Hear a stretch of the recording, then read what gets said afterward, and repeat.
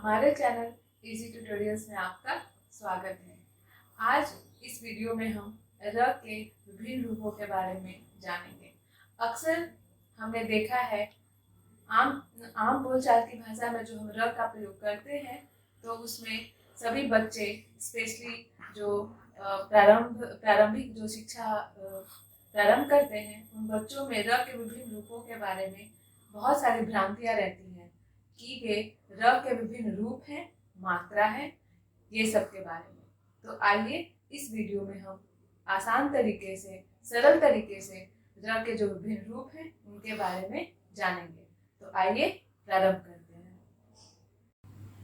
आम बोलचाल की भाषा में हम प्रतिदिन र के विभिन्न रूपों का प्रयोग करते हैं। आइए देखते हैं र के कितने रूप हैं। आप देख सकते हैं र के विभिन्न रूप यहाँ लिखा हुआ है। र जो हम जनरल भाषा में प्रयोग करते हैं, दूसरा है रेफ और ये दोनों को हम पदेन कहते हैं। वैसे तो बहुत सारे जो अभिभावक होते हैं, छात्र होते हैं, बच्चे होते हैं, वे कंफ्यूज रहते हैं कि र जो होती है वो र ऐसे तो ये सामान्य है और दूसरा जो रेफ है इसको वे लोग मात्रा समझते हैं, परंतु यह मात्रा नहीं है। र का ही यह एक अलग रूप होता है जिसे रेफ और पदेन कहते हैं। तो आइए हम समझते हैं कि इन र के विभिन्न रूपों का प्रयोग कहाँ कहाँ और कैसे होता है। प्रथम रूप है र, जो हम जनरल शब्दों में प्रयोग करते हैं। सर्वप्रथम हम इसके प्रयोग को जानते हैं। यहाँ है र का सामान्य रूप। सामान्य मतलब जो जनरल रूप में हम लोग र का प्रयोग करते हैं। यहाँ लिखा हुआ है स्वर सहित। इसका मतलब है कि ये जो र का जो सामान्य रूप होता है उसका प्रयोग स्वर सहित, सहित का मतलब होता है के साथ। इसका मतलब है कि र का प्रयोग वैसे शब्दों के साथ किया जाता है जो र स्वर सहित हो। स्वर सहित मतलब जिसमें स्वर की मात्रा आती है। वैसे तो सभी व्यंजनों में स्वर सम्मिलित होता है, जैसे जनरल क, ख, ग आदि हम बोलते हैं तो उसमें अ का उच्चारण स्वैमी हो जाता है, तो वो होता है स्वर सहित। तो वैसे शब्दों में जहाँ र स्वर सहित हो तब वैसे जगह पर सामान्य जो र का रूप होता है उसका प्रयोग हम करते हैं। यहाँ मैंने लिख रखा है, मैं अंडरलाइन करके समझाती हूँ। प्रथम शब्द में है रास्ता, जिसमें र जो है उसके साथ आ यानी कि स्वर है।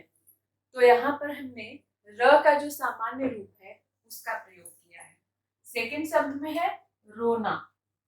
रोना में भी ओ की मात्रा र के साथ आया है, ये स्वर है। तो यहाँ पर र का जो सामान्य रूप होगा हम उसका प्रयोग करेंगे। सेकंड है रकम। रकम जब हम बोलते हैं तो र के उच्चारण के साथ अ का उच्चारण होता है, स्वर का उच्चारण होता है। तो इसलिए यहाँ पर भी र का जो सामान्य रूप है उसका प्रयोग हम करते हैं। यहाँ है राहत, रस। ये दोनों जो शब्द है इसमें र के साथ स्वर का उच्चारण है, इसलिए यहाँ पर भी र जो होगा वह सामान्य रूप होगा। अब अभिभावक और बच्चों को ध्यान देने योग्य बात है कि कभी भी र का जो सामान्य रूप है, ये हमेशा याद रखें कि र का जो सामान्य रूप है उसका प्रयोग स्वर सहित शब्दों के साथ, स्वर सहित र जहाँ होता है वहां पर र के सामान्य रूप का प्रयोग हम करते हैं। अब है दूसरा रूप, रेफ के रूप में र का प्रयोग।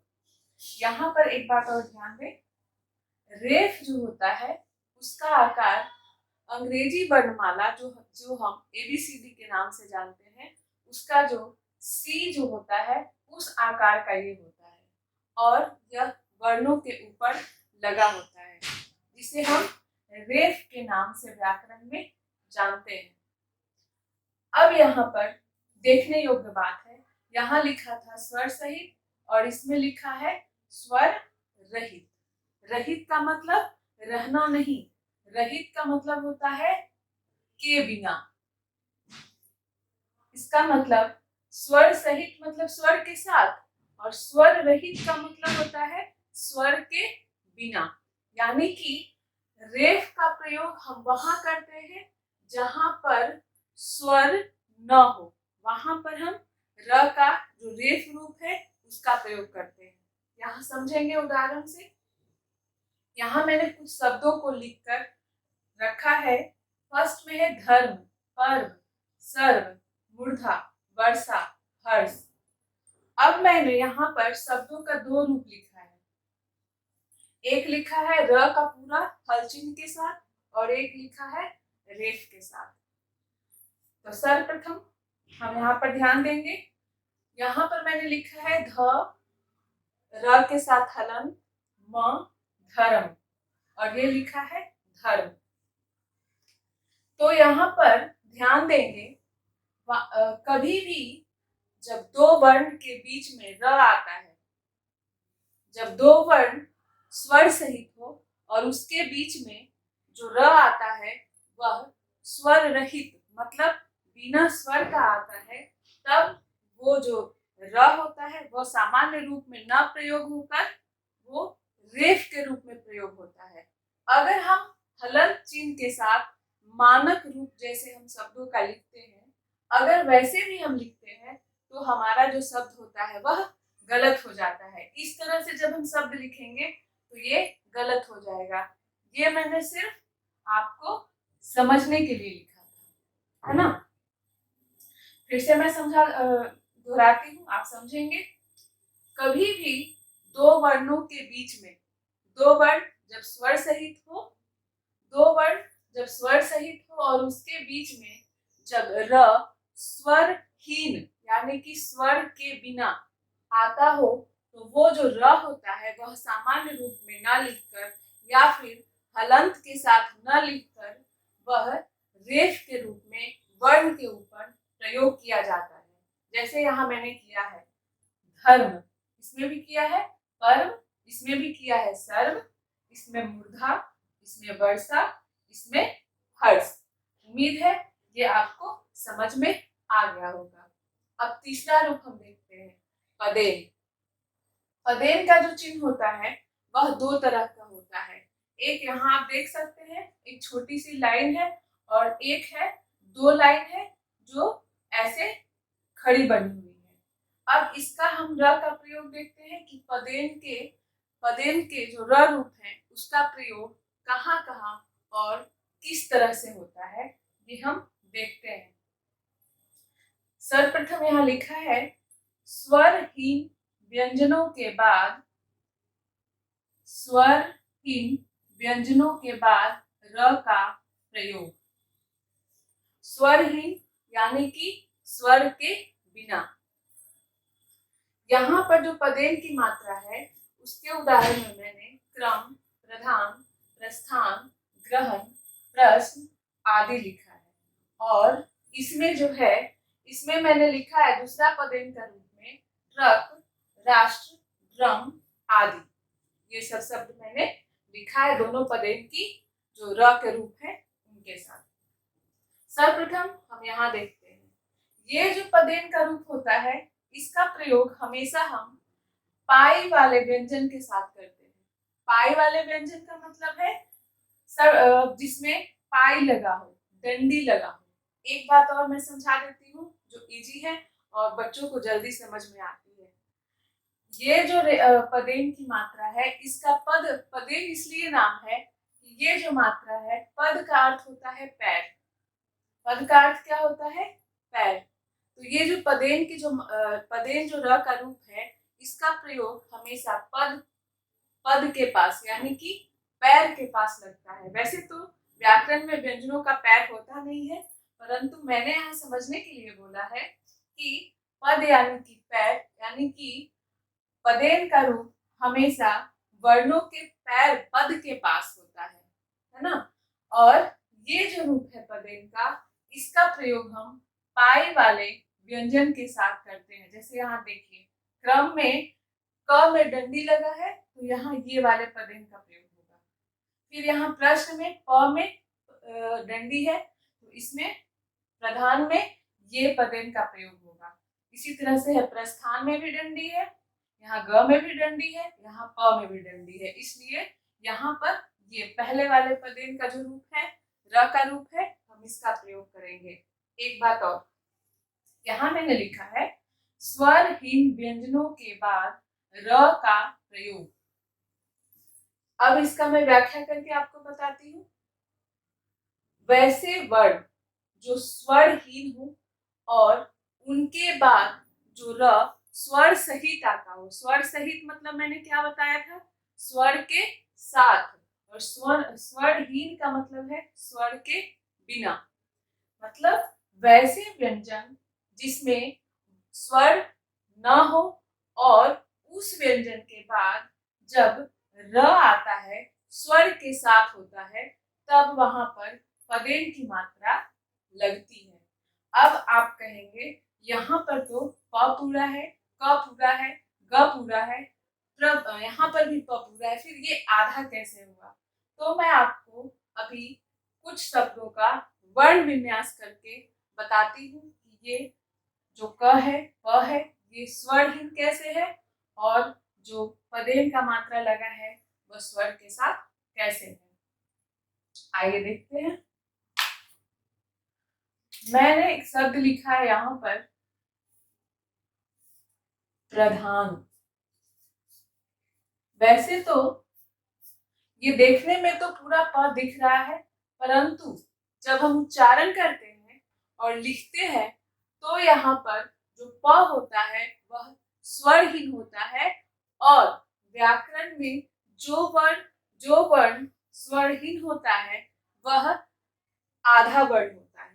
तो यहाँ पर जब वर्ण विन्यास करते हैं तो प जो होता है वह हल चिन्ह के साथ आएगा, क्योंकि ये स्वरहीन है। देखने में तो वो, लिखने में तो वो ऐसे पूरा ही लिखते हैं, परंतु ये स्वरहीन होता है, और ये जो पदेन र का रूप है ये स्वर के साथ है। तो यहाँ पर प आधा हुआ और र पूरा हुआ। तब यहाँ अब हुआ एक जो र के पहले वाला जो व्यंजन है वह स्वरहीन है, और र जो है वह स्वर सहित है, इसलिए यहाँ पर पदेन की मात्रा जो होगी वह पहले वाले वर्ण में लगकर शब्द को बनाएगी। उसी तरह से यहाँ पर है क्रम, तो क्रम का भी वही होगा। क्रम जब लिखेंगे तो क जो होगा वह आधा होगा, हलंत के साथ लिखेंगे, और र को पूरा लिखेंगे, तो ये हमारा हुआ हल चिन्ह। ये हुआ, सॉरी, हल चिन्ह नहीं, र का पदेन का रूप यहाँ पर हम लिखते हुए लगाते हैं। ये तो आपको समझ में आ गया होगा र का पदेन का रूप क्या होता है। एक बार अब देखते हैं, यहाँ पर है ट्रक, राष्ट्र, ड्रम आदि। यहाँ लिखा है गोलाकार व्यंजनों के साथ ये प्रयोग होता है। यहाँ मैंने बताया था पदेन का जो पहला रूप है इसका प्रयोग पाई वाले वर्ण के साथ किया जाता है, और पदेन का जो दूसरा रूप है इसका प्रयोग गोलाकार व्यंजनों के साथ प्रयोग किया जाता है। गोलाकार मतलब यहाँ पर लिखा है ट्रक, ड्रम, राष्ट्र, तो इसमें जो ट है, ड है, इसको जब हम लिखते हैं तो ये नीचे आकर गोल हो जाता है, यहाँ पर, यहाँ गोल हो जाता है। तो वैसे व्यंजनों के साथ हम पदेन के दूसरे रूप का प्रयोग करते हैं। तो यहाँ पर होता है ट्रक, राष्ट्र, ड्रम आदि। एक बार फिर से मैं पदेन का रूप बता रही हूँ। पदेन का जो होता है, पदेन के दो रूप होते हैं, जिसमें पहले वाले पदेन का जो प्रयोग होता है वह स्वरहीन व्यंजनों के बाद, अर्थात प्रथम जो पहला जो र के पहले वाला जो वर्ण है जिस पर पदेन लगा है वह मात्रा स्वरहीन है, और र जो होता है वह स्वर सहित होता है, तब वहां हम पदेन की मात्रा लगाते हैं। और ये पहले वाले पदेन की मात्रा पाई वाले वर्ण के साथ, और दूसरे वाले पदेन की जो रूप होता है वह गोलाकार व्यंजनों के साथ प्रयोग हम करते हैं। एक बात में, वर्णमाला में एक और अक्षर आता है जिसे हम द कहते हैं। द भी तो गोलाकार व्यंजन है, इसमें गोलाकार भी है और पाई भी लगा है, डंडी भी लगा है। तो अब यहाँ क्या करेंगे, तो ये व्याकरण में अपवाद में आता है। इसमें हम क्या करते हैं, पदेन का जो पहला रूप है हम उसका प्रयोग करते हैं। इस तरह के बहुत सारे शब्द आते हैं जैसे द्रव्य, तो ये अपवाद हो जाता है। इसमें डंडी भी है और ये गोल भी है, परंतु इसमें तब इसमें हम पदेन की मात्रा जो पहले वाली होती है वो लगाते हैं। अब यहाँ मुझे उम्मीद है, आशा करती हूँ कि सभी अभिभावकों, स्टूडेंट्स को र के जो विभिन्न रूप हैं वो समझ में आ गए होंगे। अब इसे कोई मात्रा नहीं, इसके अलग अलग रूप ही कहेंगे। तो अब आशा है कि ये हमारा वीडियो आपको अच्छा लगा हो और आप अपने मित्रों, अपने रिश्तेदारों के साथ इसे शेयर करें और सब्सक्राइब करें और लाइक करें। आप हमें इंस्टाग्राम पर भी फॉलो कर सकते हैं, जिसका लिंक ये है। अगली वीडियो में व्याकरण के नए अध्याय के साथ फिर मिलूंगी, तब तक के लिए धन्यवाद।